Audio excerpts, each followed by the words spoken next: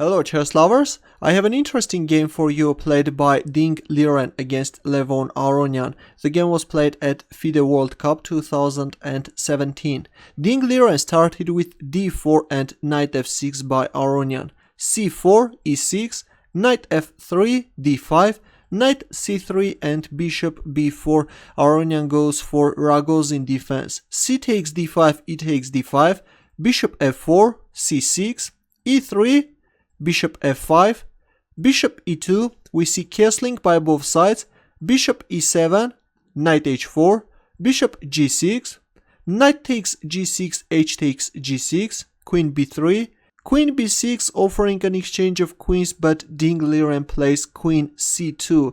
This was a must-win game and he decided not to simplify the position by exchanging the queens. a5 and g4, a very aggressive approach by Liren. Knight d7, g5, knight e8 and e4. Well, this is a dubious decision. The thing is that Liren first exposed his king side and then started to play on the center. D takes e4, knight takes e4, and it turns out that by capturing on e4, Aronian miscalculated. Now he can't play knight c7, his planned move, because of knight c5, and black is losing. The idea is that if knight takes c5, then d takes c5 and black is losing a piece. Well, if bishop takes c5, then bishop takes c7 followed by queen takes c5. Let's go back. After knight takes e4, we see queen d8, h4, knight b6, bishop e5, knight d5, bishop g4, and a dubious decision by Aronian, king h8. It was very important to play knight f6 at once. If g takes f6, then g takes f6, and after bishop h2, black plays f5, forking the bishop and the knight. And if bishop takes f5, then g takes f5, knight c3, bishop takes h4, queen takes f5, queen g5 check, exchanging the queens, and this is an equal position. Let's go back. But after bishop g4, black played king h8, and after rook e1, only then Aronian played knight f6.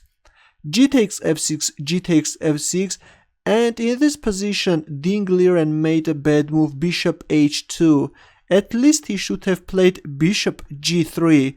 But the strongest move is queen c1, using the fact that the king is on h8, the queen jumps to h6 square with a check. Now if f takes e5, then after queen h6 check, king g8, h5, white has a decisive attack. If queen e8, then h takes g6, f takes g6, bishop e6 check, and if rook f7, then d takes e5, it's over. This is like Zugzwang type position for black. Let's go back. After queen c1, well, if king h7, then bishop f4, and if f5, then knight g5 check, bishop takes g5, bishop takes g5, f6, bishop h6, f takes g4, bishop takes f8, queen takes f8, rook e4, queen h6, queen takes h6 check, king takes h6, rook e1, and of course white's position is preferable. Let's go back. But after g takes f6, we see bishop h2. Now comes f5, bishop takes f5, g takes f5, queen d5. But it turns out that black has this beautiful defensive strategy. First, black plays rook g8 check. Now can you understand the importance of bishop g3? If the bishop were on g3, then it would have been no rook g8 check.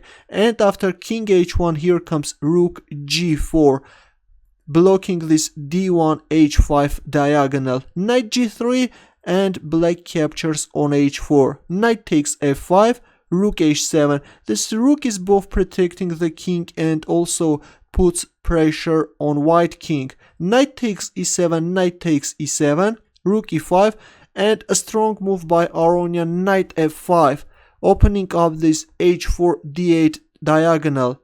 Rook e1, well, if rook takes f5, then queen h4 is simply winning. You have to give up all your pieces and it's over. Let's go back. After knight f5, we see rook e1, Queen h4, rook e8 check. Ding Liren went for this desperate check, but here comes king g7, rook g1 check, king f6, and Ding Liren resigned. And by winning this game, Aronian became the only chess player in history to win FIDE World Cup twice. Your comments and questions please. I hope that you enjoyed this beautiful game. Good luck.